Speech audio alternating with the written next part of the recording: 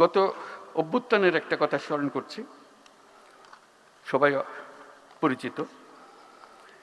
Internet যখন বন্ধ করে দেওয়া হলো, সমস্ত তরুণ সারা দেশে বিক্ষুব্ধ হয়ে গেছিল। সে বিক্ষোভের পরিমাণ এত ছিল, তারা ফুটন্ত তেলের মতো টকবক করছিল। কি হয়েছে? ইন্টারনেট বন্ধ করে দিয়েছে। এখন বুঝতে পারেন ইন্টারনেটটা তার প্রাণের কত প্রিয় জিনিস। এটা সহ্য করতে পারতেছে না সে। এমন টকবক করলো এই উত্তেজনায়, শেষ পর্যন্ত এটা মহাশক্তিশালী একটা সরকারকে পালাতে হলো। এই ইন্টারনেট বন্ধ তার একটা বড় ভূমিকা রেখেছিল।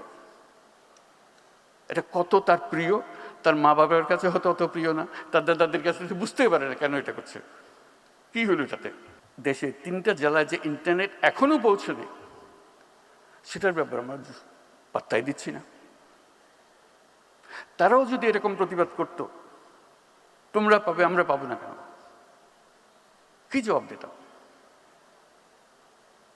আমি তাদের কাছে মাপ চাইলাম সবার পক্ষ থেকে, যারা আমরা উপভোগ করছি ইন্টারনেট, আমরা পাচ্ছি,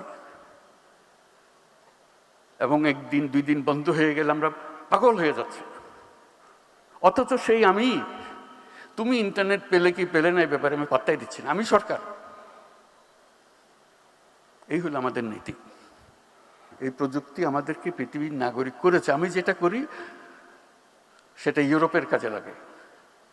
আমি যেটা ভাবি সেটাতে পুরো মহাদেশ পরিবর্তন হয়ে যায়।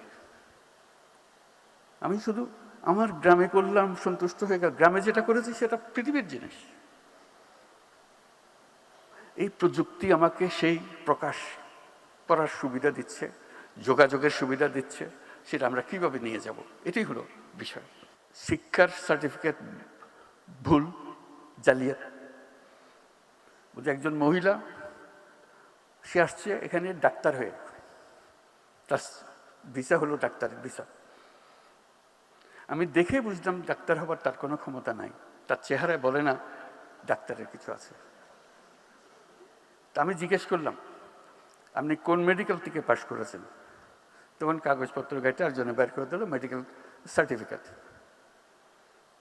তো স্টাফরা বলে, স্যার এটা জাল, এটা ভুয়া। বাকি সমস্ত সার্টিফিকেট তার জাল। সে বললো যে আমার অ্যাসেসমেন্টে শোভদ কাজ যেটা শেষ পর্যন্ত করবে, আমি ঢুকতে পারমিশন দিলে সে গৃহকর্মী হবে, কিন্তু নিয়ে এসছে ডাক্তারের সার্টিফিকেট।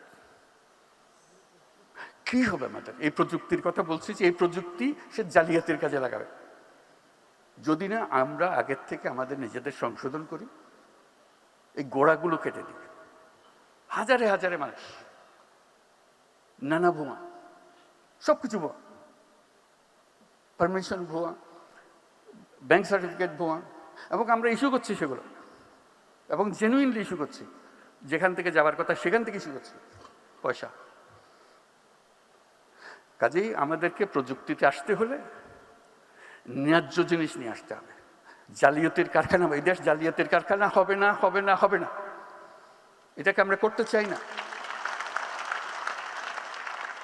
আমরা নিজ গুণে দেশে, সারা দুনিয়াতে মাথা উঁচু করে চলতে চাই, এবং সেই সামর্থ্য আমাদের আছে।